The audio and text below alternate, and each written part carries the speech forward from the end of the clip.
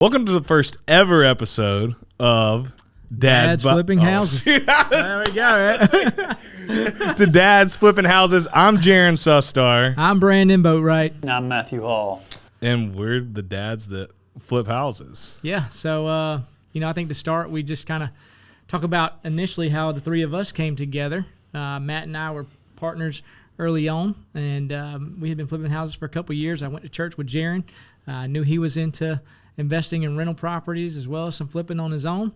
We started out doing a project Jaren needed some help on and reached out to us and said, hey, could you guys go take a look at this property for me? And went well, and ever since, it's kind of, I think that started us talking initially. The truth of the matter is they got tired of me stealing their deals. There's this deal. Let's talk about this deal. Yeah. 115. Actually, no, let's not talk about this deal. The one deal that's still on the market? Bro, yeah, we can dive. That'll be a great one to dive into. Just so we're clear, we did the renovation on that house 3 separate times and have made more money off of it doing the renovation than you will.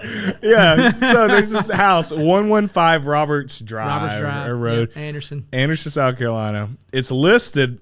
Tell me if I'm wrong. 150 though. When it was listed originally, when we were we didn't know we were bidding on it. We weren't partners at the time. No, we were not. Like they were helping me with other stuff. I've known Branden for a long time, but we weren't all incorporated together. And so I knew it's like 150 asking, and I was like, I really need to get this at like 100, but she's not gonna take 100, the lady. Yeah.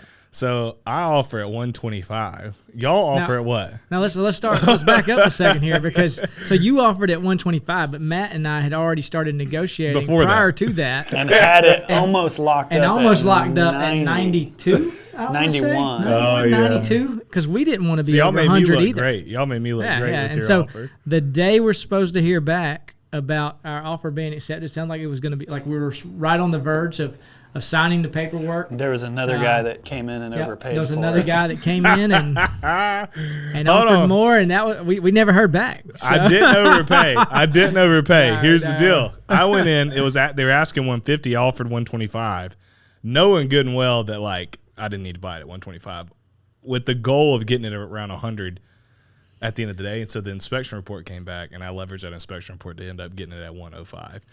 And then it has been a literal disaster ever since. I didn't start working on it till February. I called y'all.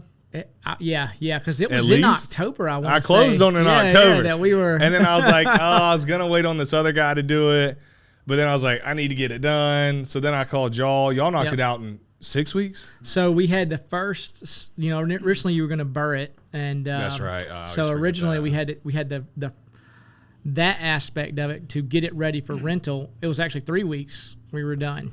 3 weeks. Yeah, because I was going to refi. So for y'all who don't know what BRRRR means, BRRRR is a strategy: buy, rehab, rent, refinance, repeat. So I was going to keep this as a rental. I was buying it undervalued, going to rehab it, get a renter in place, and I was going to go to a bank, refinance it, keep it in my portfolio. Well, I go to the bank, and I was like, hey, I want to refi it at this amount. And she's like, no, we're not going to give you that much. I was like, well, it's going to be worth here. That like 80% would be this. She's like, nah, the debt coverage ratio isn't over. She wanted like 1.25 or something. 1.25. I was like, okay. I said, look at my balance sheet. Like, can we not just hit a break even here at 1? And they wouldn't do it. So I was going to have to leave like $25,000 in the deal to BRRRR or more. Mm-hmm. And so I called y'all back. I was like, went along, said, hey. All right, I'm going to flip it. And I think y'all went in and did. So went in, had like some punch list items and stuff from your inspection report, and then painted the exterior. I don't think there was a whole lot. We just did some landscaping, painted the exterior, and touched some things up on the inside. And then you know what breaks loose. And then he listed it. Sits for a while because I didn't have y'all do the basement. Biggest mistake I made. There was a basement down underneath that is amazing space. Absolutely. But we put no money into it other than y'all put like a dehumidifier. And so people would go down there, and it kind of felt dungeony. Yeah. And so that was like the biggest like scare part of the entire property. Yeah. And so it sits for a while, and then I get a text message that somebody had stole the copper out of my HVAC.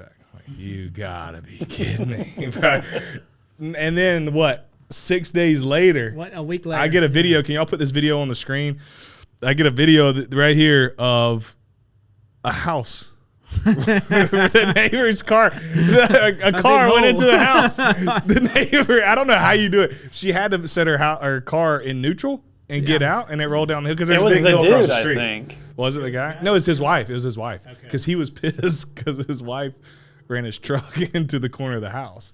Yeah. And put a big hole in the corner. Very big hole. The size of a car, you know. So they got to go back out for the third time. And do major structural repair. And let's clarify this. You guys manage construction too. Yes. So they have a whole other business, right. Branden and Matt, outside of ours, where they run a construction business. So we need to clarify that because y'all are probably like, what are you talking about? They're coming out. I thought they were investors. That's right. And so we are investors. We've been flipping houses ourselves, partnered up for 3 years, I want to say now. 3 years, yeah. But this past, probably about a year ago, we have had people ask us over the years numerous times, hey, would you be interested in doing something for us? It's like, nah, we don't want to get into that. We'd rather just work for ourselves. We don't want to manage contractors for anybody else. We don't want to do anybody's remodel for them. We had a lot of interest in that. And then more and more people, I feel like, started asking, and it got to a point where they couldn't get contractors to show up. They'd come out and give a quote, but then they'd never hear I still back can't get from my them contractor. again. I've had this door sitting in my front porch for 5 days now. Can't get my contractor to come install. First of all, it's a bougie ass door with custom everything. Oh, hey, it's for my personal house. It's my wife's request. Bro. I would have been like, hey, just slap a regular Home Depot door out there. Oh, that's hilarious. And we talked about your door before now, but for a year and a half now, wow. at least. And I finally, my wife was like, we're getting the door. I was like, "You Matt, just want can me to we have get the somebody door, custom bro? That's all order. I got to set it up. We got 4 flips coming up. I'm not What's mad. priority? I just had to give you. Yeah, it's either we get our flips done, or you put a door. Yeah, I don't know. My wife may think our priorities are out of whack. I'll send somebody over. I got to line it up. But it's cool because we got there's a lot of cool backgrounds. So Branden's a nurse practitioner. I've been in sales my entire career. Matt's been in the restaurant industry. And then you also, I'd like for you to talk about this a little bit, we're over an acquisitions team. Yeah. Real estate acquisitions. So I managed 12 buyers across 4 states for a big unit out of Knoxville, Kentucky. Wholesalers? They did wholesaling, flipping, kind of all the above. Yeah. And that's Branden and my wife went to school together. And so he had the construction guy down, and I had the ability to get and find houses. And so before I left that company, he and I started partnering up on some deals. And in October of last year, the company over leveraged themselves, and I took a step away from what they were doing and learned a lot. And then Branden and I started doing it on a bigger scale. And then through that, we've taken over this guy's construction company that we now own. Yeah. And then we also own a dumpster rental business as well. Don't y'all love that business? Love the dumpster rental business. is amazing. That's satire, if you can't tell. If you want to just roll money away. It's like, okay, we can make $50,000 on a flip or a couple $100 maybe on a dumpster. Or lose. Yeah, let's try that. Or lose 40 grand. In all defense there, too, I mean, when we started that, the idea was that we would not only be able to use them for our properties, but be able to rent them out to other people too, get it to pay for itself. And when we needed them, we'd have them. And that was a big problem at the time was getting dumpsters when we needed them, having them sitting full. And it's like we need to get the thing emptied. And so we were paying a demo crew to come in, and they would demo a property and pile it up in the yard until we could get a dumpster out there. Then we'd have to pay another crew to come out and put it in the dumpster, or we would get harassed by the neighbors or something to that effect. So classic. So it's costing some extra money there, and not enough to justify buying a dumpster business, but hindsight's 2020. Hey, and hopefully we'll get busy enough that it's only our dump. We need it for all of our properties, and we have so much going on that So hopefully the dumpsters at some point in time, with our joint venture and Dad's flipping houses, we'll have enough work with just our own properties that we will not need to look anywhere else, and all our dumpsters will be full. We'll have to buy more to keep up. And I'm gonna stay out of that business. You guys keep rocking. Y'all keep rocking. It's our tax shelter. IRS, please edit that out. We do not want any IRS agents to call and stay away from us, please. But I think it's interesting that Matt's background's awesome in the acquisitions, because God, being in the real estate community, y'all hear it too. There's two things: I can't find deals, and I don't know how to fund them. I mean, that's the two biggest things. It's also just the inner workings of once you get them closed, or all the creative ways to get them closed. There's so much that I learned. We were doing last year, I was with them, we closed over 700 deals, and no two deals are the same. And so you just kind of learn and learn and learn from every which way. Our closing attorney has called me twice this week on deals, and he's stressing out because it's going to get delayed. And I'm like, bro, chill. I'm used to this. Yeah, it's part of it. Yeah, you expect the unexpected. It's like we were working on a deal recently. That's right. We got three. Dad's flipping houses, got a piece of land under contract, and we went in with all intentions to burr 2 duplexes. And then you start getting into the process. You run your perk test, and you realize, well, shoot, there's not enough land for septic for 2 duplexes without paying an astronomical amount of money. So then it's like, okay, what are we going to do? But I think that takes us to a bigger point. Is that's the reason most people don't get into real estate, is because they're scared to problem solve. There's an interesting statistic. I say this all the time. 70% of Americans own their own home. 7%, only 7 own a second property. So you got 70% of people buy their home to live in, and that's where the majority of their wealth is held. So you would think they would say, oh, shoot, I bought this personal home, and it made me $200,000-$300,000 worth of equity. I should probably go do that again, like with a bunch of these rentals. Yeah. But they don't, because it's not easy, because you're always, like to your point, always running into a roadblock. And I think we all have the capacity, especially me and you. Branden is more detail-oriented. He's going to, like, bulldog it out, which is fantastic, where me and Matt are just like, whatever, we'll figure it out. And Brandon's like, you better get that thing figured out before I show up and body slam you today. Oh, I love it. That's why it's such a good combination. Yeah, definitely more chill, more dotting. I will say I've gotten better. No, but we don't want you to change. We do not want you to change, because when it gets to crunch time, Brandon's gonna get it. But even messing with Branden, we all handle it differently, but he doesn't shy away from it. It's like, bro, we're going to figure out, we know, okay, there's something that has to be done. It didn't work out exactly how we want. So we were just at lunch talking. There's a potential that we still just build a single family home, 3-bed, 2-bath, 2,200 square feet, and still clear 50 to 60K. 50 to 60. Yep. And only have 60K of our own money in it, because we're going to be able to get a construction loan. So you're talking arguably 100% cash on cash return. Yep. Wait, what? The stock market's returning 8% year over year. We could get 100% in 4 months. Now, I think the location's good enough that we would have it sold likely before we were done with the build.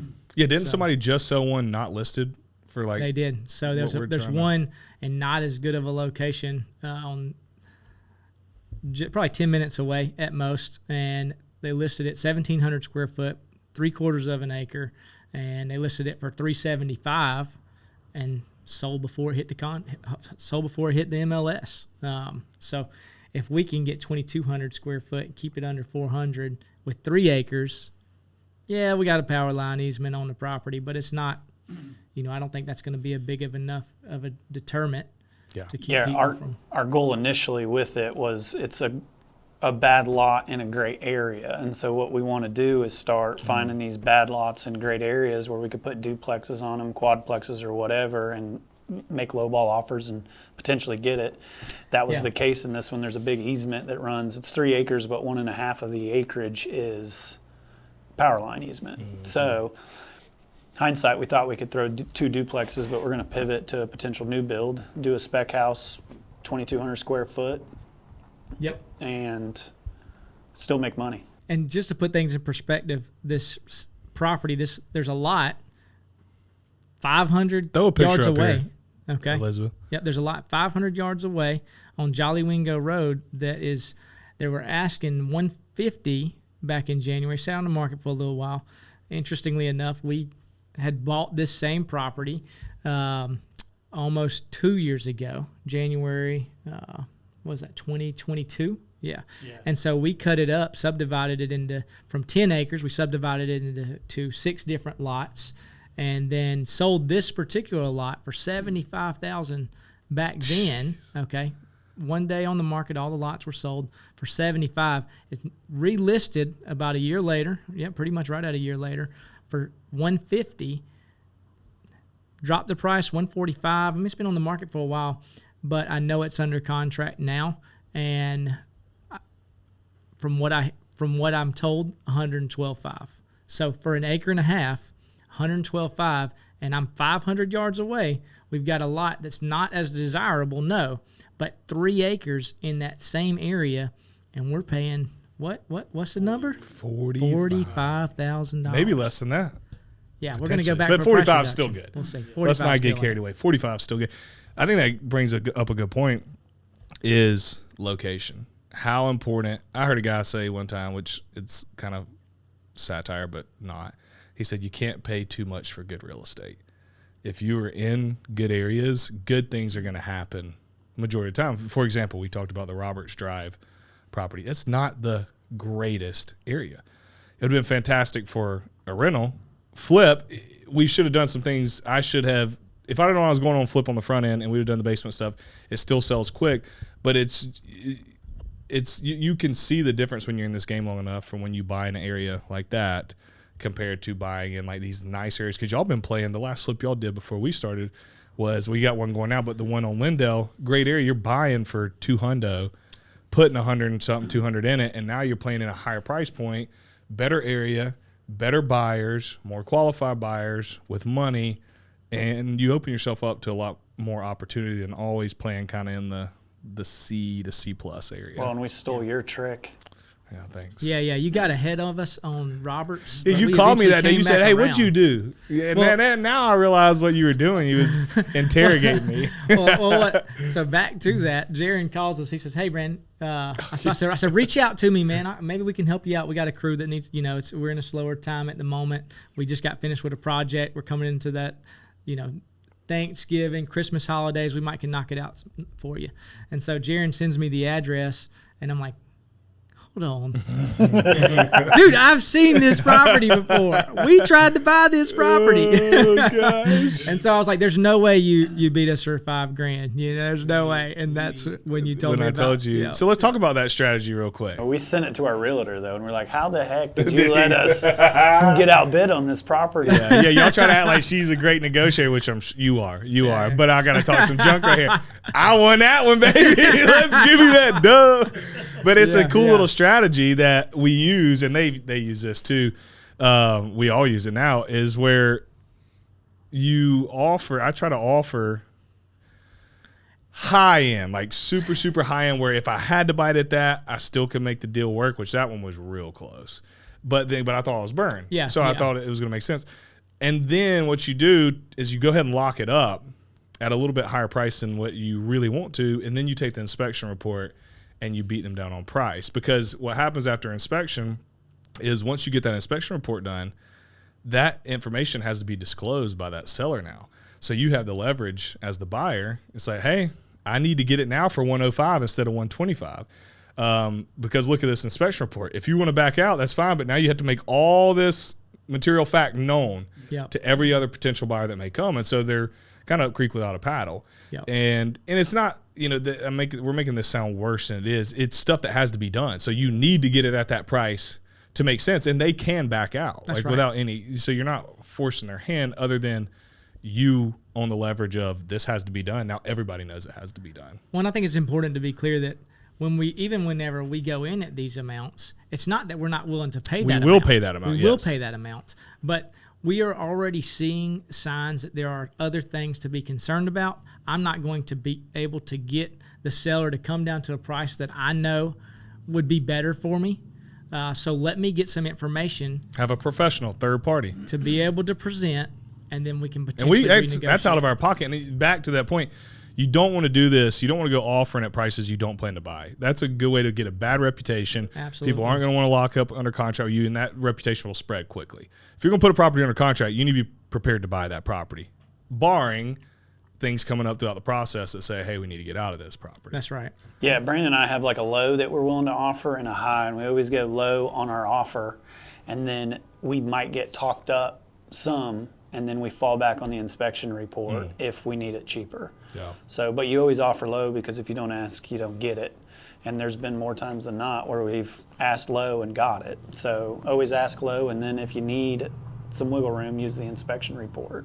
And so on Lindale, we did go in at 220. What's the address so people can look it up? 2000 Lindale Drive.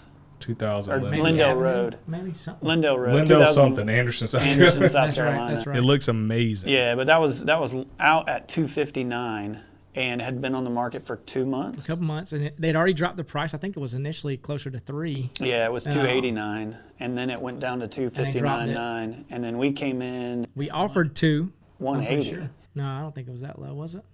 I thought we offered 200 to begin with. Maybe it was. And then he wasn't willing to do the 200. We said, look, there's some moisture issues in this basement we're going to have to address. So we signed the contract at 220, and then we hired 2 outside companies to come in and do moisture remediation in the basement. And so we got one quote for $32,000 and one quote for $27,000. So we asked for $30,000 off. So we would have got it at $190. And we settled at 200. And we settled at $200. And then since we own our own construction business, we're able to go in and do the work for significantly less. But we wound up getting it at the price we needed it. Yeah. Wow. And so we went in under contract, like yourself. When you did the 125, we went in under contract at 220. We had that conversation with the seller up front, but once we could show, hey, look, we're not just feeding you a line of crap.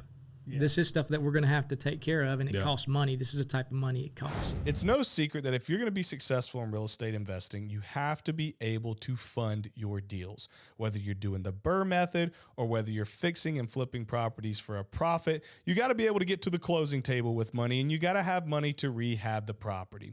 And so I personally use backflip capital when I need money to get to the closing table and to rehab my properties. I'm in the middle of a flip right now, and I partner with Backflip. It has been the smoothest process of all time. I literally went on their app, applied for the loan. You get pre-approved in less than 48 hours. You can lock in funding in just a few seconds with the touch of a button. Funding takes less than 2 weeks. Hello, that gives you an advantage when you're making offers on properties. And I can't say enough about partnering with Backflip Capital. They're great folks with a fantastic product that everybody listening to this should check out for the next time you go to do a Burr deal or fix and flip property. So here's what I want you to do. Go down to the show notes of this show. I've put a link for Backflip Capital in those notes. All you have to do is click the link so that you can download their app and get your next deal funded with Backflip. So you paid $200 for this house, and you guys listening, go look this up. You were all in at what on rehab? So $142,000 was the rehab on that. Was that what? I thought it was 160. We'll just run 160. That puts us at $360K. You sold it at what? We sold it at $470. $90,000 more than any house is sold in that neighborhood. That's a testament to the work you guys did. Yeah. Yeah, now we definitely went higher end on a lot of things, you know. GE. I'll give Matt credit for a lot of that, you know, on picking the appliance selections and the kitchen design. Brandon gets mad when I buy a $1,500 microwave. I think it was $2,400 on that one. But that puts profit at what, $70K after closing right costs? 75, we made 76. $76,000 on it after everything was said and done. And it took how long? After all 5 months, 6 all months? expenses. Yeah, 4 and a half, 4 to 5 from closing to closing. So $70K in 4 months. That's ridiculous. Split that 2 ways. It's what, $35K, call it $40K, almost 40 each. Yeah. But you do that 3 times a year. Yeah, if you just do it 3 times a year. You're making 6 figures. 6 figures. 3, which is unbelievably doable. Now, I do want to dive into this because I know some listeners are like, well, they got their own construction company. Yeah. So let's talk about that. So let's talk about, you didn't always have your own construction company. Nope. And you guys still fight the battle that everybody fights, even on your own construction company. But talk about what that fight used to look like before you did and how that evolved into where you guys are at today, because most people don't have that. Yep. Right. And so I've been dealing with contractors. You guys have been dealing with contractors. I've been doing it since 2018. And that is one of the harder parts of real estate. So how have you guys put things together to be able to manage that, but then also how did it evolve over time? Because anybody could do what y'all, not anybody can do what y'all did, but what you did was very smart. Well, So we form a partnership with a contractor, and he has an inability to manage his own assets. And so what we've done is basically we give him 30% of the profit on the backside, but we cover all costs on the front side. And so there's no real risk to him going in, so long as it makes money, but they always do. But So you're paying for his labor. we're paying So for we're his paying for his labor and labor? all Not materials. him. He doesn't make his personal gains. His project profit, management yeah, comes off of the profit that's made at the end, which so gives which him also incentivizes saves him. us some money. Instead of having to pay more out of pocket on the front end, it's on the back end when the property sells. So now we can do more deals because there's 30, 40 grand less that we're paying on the front side Per deal. per deal. Because you guys, we and us now, we traditionally do all of our deals cash. Cash. And Yeah, we are yeah. doing a construction loan on that one property. Most Yeah. of it's cash. And so if you can hold on to 40, 50, 60,000 bucks throughout the life of each project, that adds up Adds quickly. up. It's every time another you have deal, something going on. you know, easy.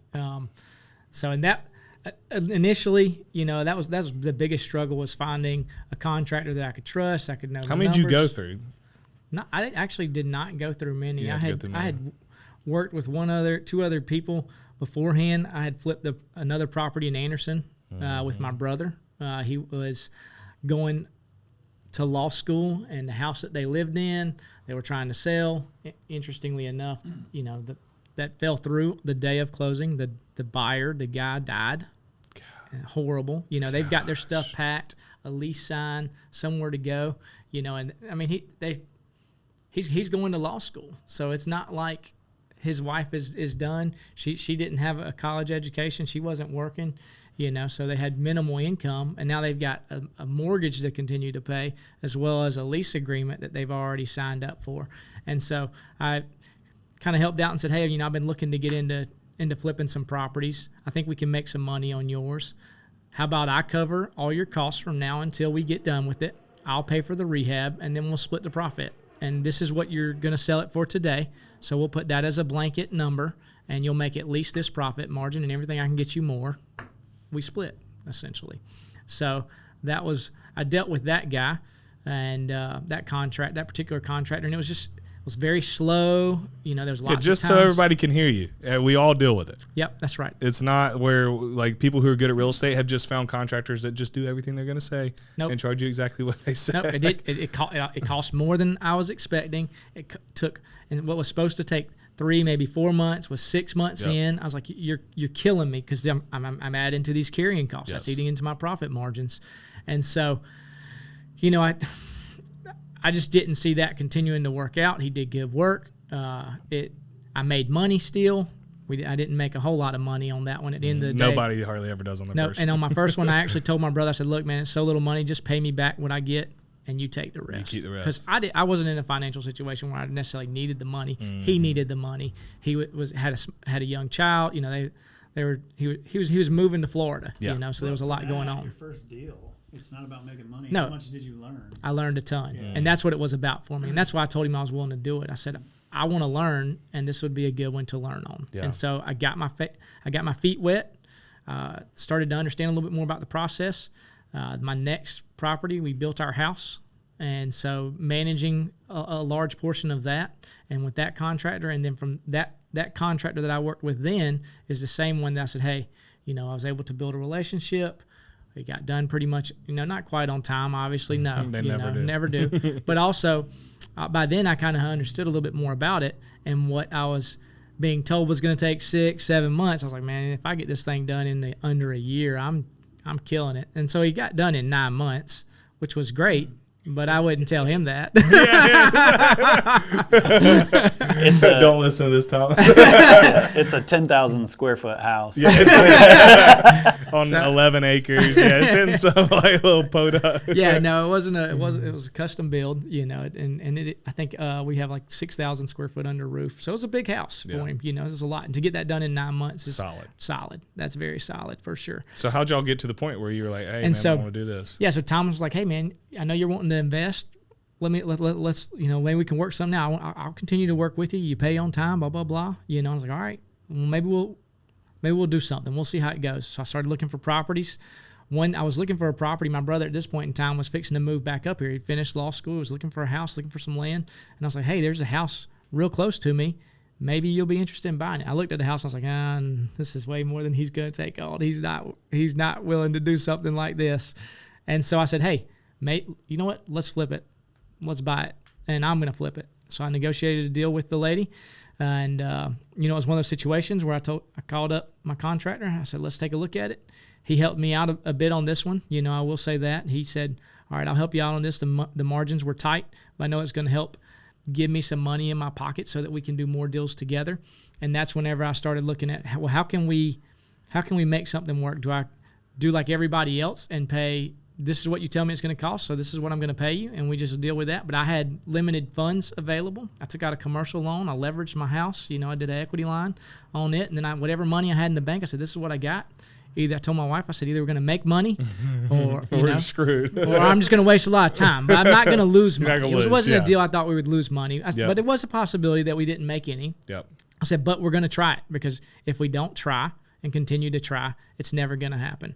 And so I came up with the idea to negotiate the profit sharing, essentially, and said, hey, how about work with me like this? Let me pay you on the back end. I'll pay for everything up front. I'll pay for your labor. We'll pay for the stuff, and you get paid on the back end when we sell. So what does that do? That incentivizes the contractor to A, stay on schedule, and B, stay on budget.